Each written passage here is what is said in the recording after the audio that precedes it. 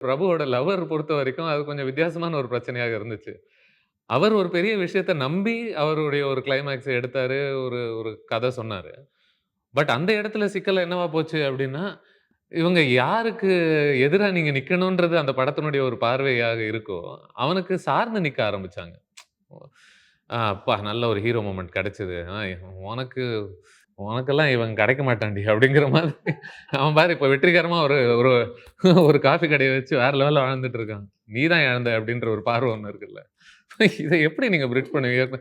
எங்க நம்புறது? எங்க எங்க இவங்கள ஐய்யயோ! இந்த இடத்துல எதுக்கும் எடுத்து சொல்லிருவோம். இவங்க அத அப்படி நெனச்செல்லாம் நெனச்சு அதுதான் எனக்கு அது இன்னுமே குழப்பமா தான் இருக்கு. இன்னும் I have not come to terms with இட்ன்ற மாரி தான் இருக்கு. ஏன்னா, அது ஒரு பயங்கர ஷாக்கிங்கான ஒரு மொமெண்ட்டா தான் இருந்தது. ஏன்னா, அவனோட எல்லா கீழ்மைகளையும் அவன் எவ்வளோ தூரம் ஒரு மேனிபுலேட்டிவான, ஒரு கேஸ் லைட்டிங்கான பர்சன்றத திருப்பி, திருப்பி, திருப்பி படம் ஃபுல்லா அவங்க சலிக்கிற அளவுக்கு அந்த கேரக்டர காட்டிட்டும், அந்த கேரக்டர வந்து திடீர்னு மேன்மையா மாத்தி அவன் வந்து ஒரு சுப்பீரியர் அப்படின்றத அவங்க டக்குன்னு ஒரு மொமெண்ட்ல பை பண்றது இருக்குல்ல, அது எனக்கு புரியல. அப்ப இவ்ளோ நேரம் சொன்னதெல்லாம் என்னடா அப்படின்ற மாரியான ஒரு விஷயமா தான் இருந்தது. அது என்னால இன்னுமே டெர்ம்ஸ்க்கு வர முடியல.